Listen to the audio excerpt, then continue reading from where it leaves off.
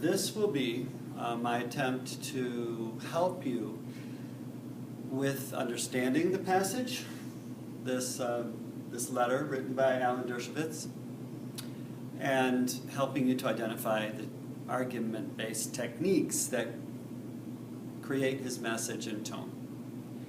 All right, so we have the title. Of course, that would be in quotes if you were to refer to it, but you have to if you write about it. And here is our author. We want to think about the rhetorical triangle.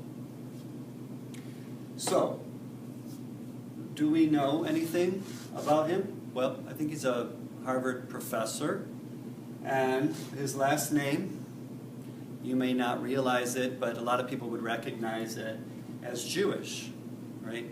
If you have the Steen ending, or Gold, or Berg, or something like this, if it's Stein, something, those are usually, but not always, Jewish. And I have a lot of Jewish relatives myself. I'm not anti-Semitic. Anti-Semitic means against the Semitic peoples, which is not just Jewish people, but usually when that word is used and it's in our passage here, it means we just think of it as anti-Jewish. All right, so want us to understand the passage. So you need to read it and reread it, and then we can go over it. So I assume you've already read it a few times. Now we're looking more not just at the main ideas, but the techniques, and you will have to fill out an analysis sheet. I will not give you like directly answers, but I will help you with my comments. Like, you should be able to figure out the answers. I'll get very close to naming the answers, but I'll try not to name them exactly.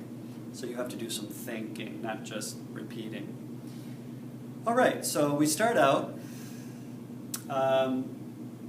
Dershowitz gets us on, there's a topic in here, all right? Is it the only time he states this topic? No, it is not. So when you do write down what the topic is, maybe you would go to the second page because it's a little clearer there. But it is in here, right? So he is wanting to state his point about the topic. And it's not stated in the words here, but censorship. What role does Harvard University? What role should they have in their policy about censorship? And don't write it down that way as your answer, okay? But that, I want to get us on track with what he's making a statement about. So. He refers to a situation where a speaker came to Harvard, who writes poetry, Tom Paulin, and what did he do? You know, it's stated here.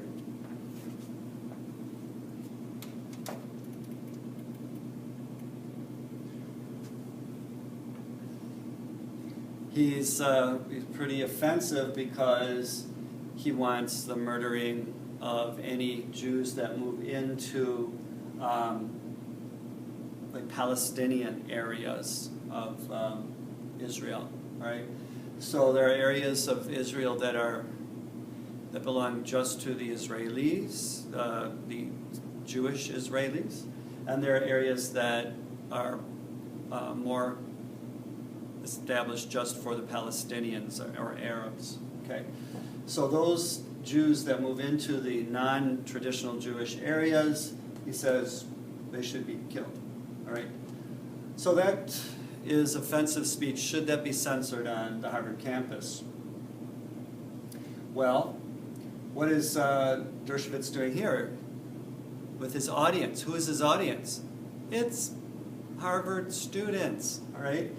And now he's tying them in to this topic and issue by saying some of those people who move into the Palestinian areas and set their homesteads up, they are actually former students of Harvard. So what does that do? I would say that's an appeal to pathos, right? So not just that, but it is making a bridge to his audience. so that this issue becomes more personal to them. All right, so let's keep looking at this.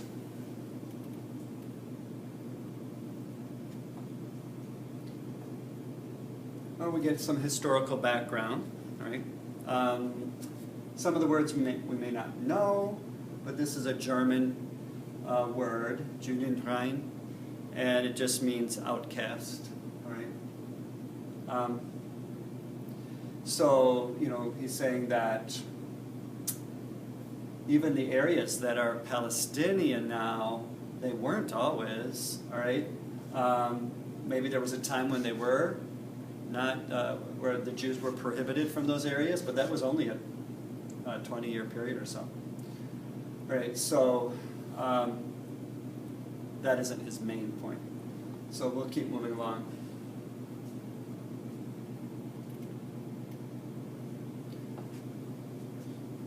Right, so we have the word, the subordinating conjunction though, which is although, right? When he states his own personal viewpoint about what should happen to Jewish people who move into the Palestinian non-Jewish areas,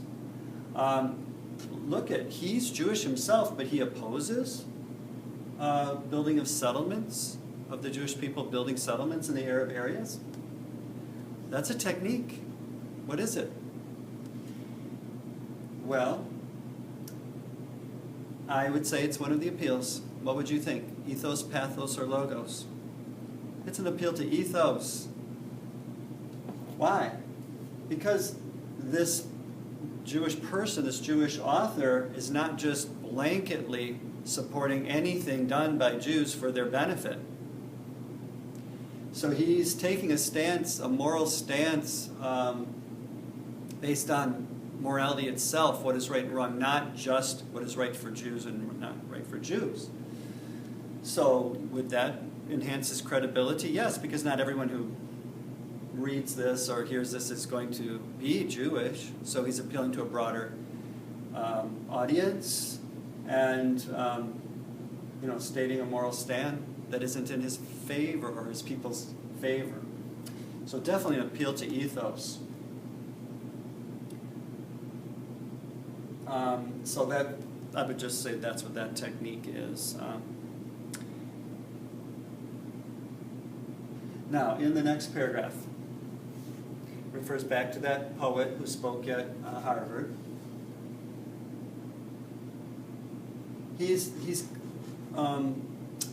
defining, a few times in this argument, he actually defines terms. It's an argument of definition.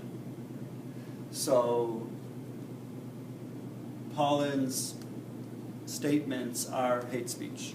Definition. This is this, all right? Remember, in arguments of definition, you classify. That's how you define. You say, what category does this word fall into in order to understand the argument, make your argument better. And here, he states, just like he did in the paragraph before, now, personally, I don't like this guy, he's saying, this Paulin guy, and his ideas, but I do not believe that he should be censored. So good, it's appeal to ethos again. You've got to get used to identifying what techniques these are. They're not labeled. You have to label them and explain how they work and why. So again, another appeal to ethos. Now, what is he doing here in this paragraph? Oh, it's not anyone who spoke at Harvard. It's another poet, though, Amirai Baraka.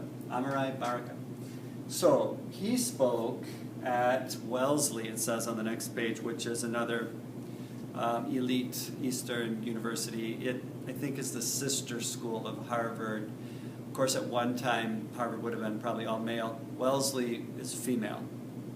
Now it might be co-ed, but it's known as more female student population. So at the sister school, so it is pretty related to Harvard. They probably keep the same policy. So it makes sense to refer to this other college. And it shows us that this situation happens more frequently, right? So this is a technique. It's another example. to show us that this is a legitimate issue. It didn't just happen once, it happened more than once. So, you could, why double exemplification? To do what I just said. But to show you that it happens elsewhere too, not just at Harvard. So, even though Wellesley's pretty similar to Harvard. So he explains what happened there. I'm going to look at my time. I don't want to run out of time with you. Okay. So let's look at the second page.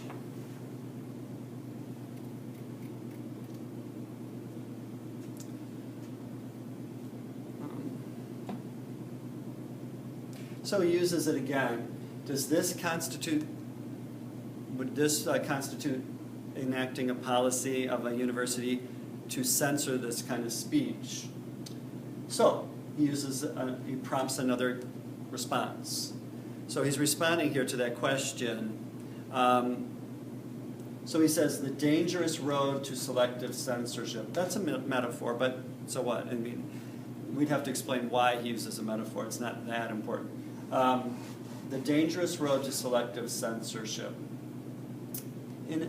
He's pointing out that, he's kind of hinting that there is a legitimate slippery slope if you start to censor. Now remember, logical fallacy, there is a logical fallacy called slippery slope.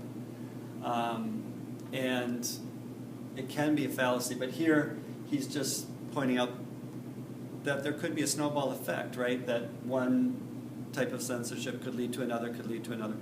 But right here he's making another point besides that. That if you start to censor, you have to censor based on certain criteria. And now he's going to give us some of the criteria for censoring. Is it racist? Right? Well, is it art? So some people could make it legitimate that this type of speech would not be censored by calling it art, right? And some people could say that it should be censored because it's racist or political or something. So he's saying when you attach certain terminology to the offensive terminology or put it under a certain category, naming it art, it can be shifted into acceptable category or not. So it's pretty slippery, it's pretty flexible. So how can we censor something that is so flexible? We can't. All right, that's his idea. So that's what he's explaining here.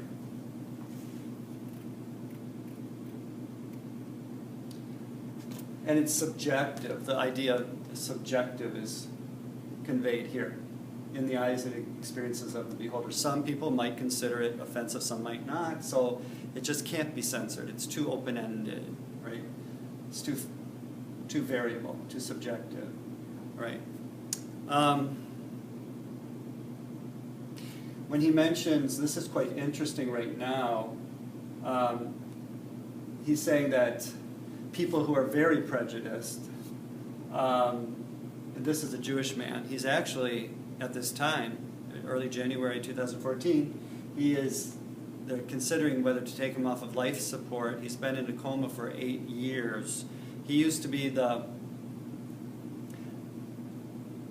head of the military, I think, for Israel. His name is Ariel Sharon, A-R-I-E-L, and he was very militarily oriented, like a hawk, right? So he was very aggressive. But anyway, so people might have found fault with him and compared him to a bunch of different dictators, he's saying. But this was Augusto Pinochet from Chile, from Italy during World War II, even before in the 30s, Russian, and then of course we know Hitler.